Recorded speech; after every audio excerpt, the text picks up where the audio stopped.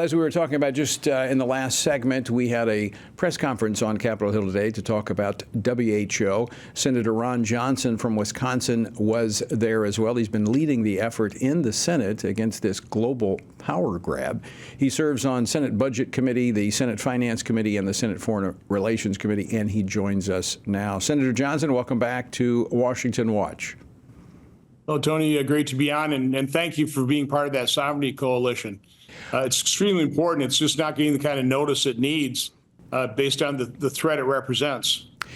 So we talked about that with Ralph Norman in the previous segment, but just one question I have for you on that is, what is the best way to stop that? How do we keep this from occurring at this point? Well, best thing is to expose it. But right now, there's nothing to expose. They're not telling us exactly what's in this agreement. Their own rules say that they shouldn't be voting on any amendments to this international health regulation unless all the parties have 4 months notice, and they have the document there 4 months. It's probably about a month before they're scheduled to vote on these things. So, without understanding what's in it, without being able to explain to the American public, how this could affect our sovereignty, how it could affect their individual health autonomy, it's pretty hard to make the case. But I think just right there, the fact that it's all being hidden is reason enough to be very concerned. Well, that sounds intentional, that they don't want the public to see what's in it. They don't want the scrutiny. Many of the meetings that they've had over the last year and a half that they've been working on this have been behind closed doors. Well, we also have gotten word that it's just dysfunctional, that they can't come to agreement. Let's cross our fingers. Not the World Health Organization. They're not dysfunctional. I mean, weren't they the champions of protecting the world during COVID? Well, it is kind of hard to rally up 190-some nations, I suppose. But again, let's pray that that's the case as opposed to something really devious. Well, that's actually a very good point. Senator, but you say prayer, and we take prayer very serious around here. That may be one of the ways to stop this thing, is to pray that the confusion that has enveloped this process would just cause the whole thing to collapse until we can get an administration that is willing to stand for American sovereignty. I guess pray for a Tower of Babel within the World Health Organization. I don't think we're far away from it when you look at the way the place operates. Let me ask you this question, because speaking of the Tower of Babel, the United Nations Security Council just moments ago, I want to give credit to the Biden administration. They vetoed this resolution that would have recognized the Palestinian state for full membership to the United Nations. That's good. But let me ask you this question. Isn't the Biden administration still committed to a two-state solution? It would appear so. They continue to pressure Israel not to defend itself to the extent that Israel believes it needs to defend itself.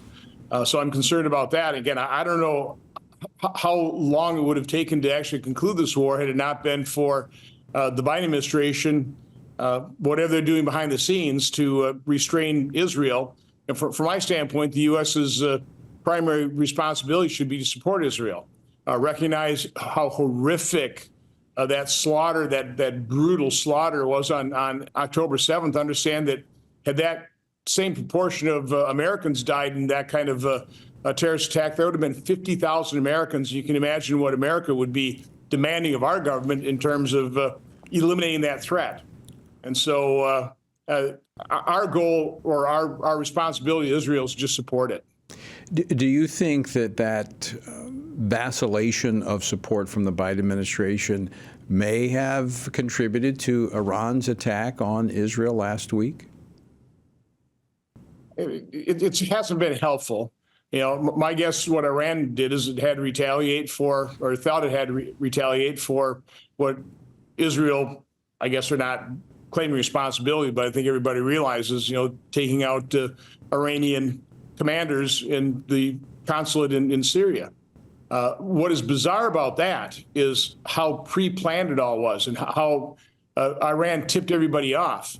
I mean, it's just bizarre. The only thing I can think of there is they just wanted to have the West waste highly expensive munitions, knocking down, in excess of $300 or 300 pretty cheap munitions. Probably a big victory for Iran just from that standpoint. Right. A final question for you. I actually want to play a clip of the who I call the Senate scare leader, Chuck Schumer, on the Senate floor earlier today, commenting on how well the process went yesterday with the impeachment of Mayorkas. Play clip number 1. I am very glad the Senate worked its will to set these charges aside. The prudence and cool judgment the Senate showed yesterday is what the framers would have wanted. Your response, Senator Johnson? No, Democrats ran and hid.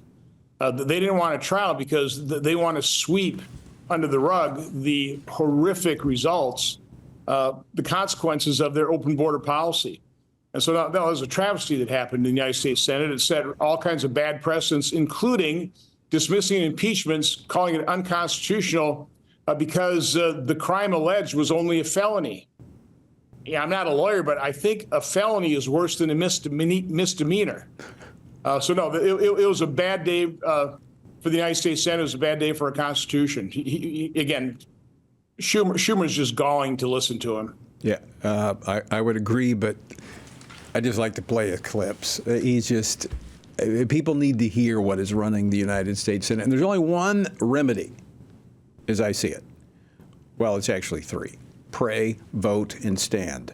We need to pray for this country. We need to vote because ultimately that's what we're looking at. These are the consequences of elections. We need to be voting. Final word. We need to win these elections.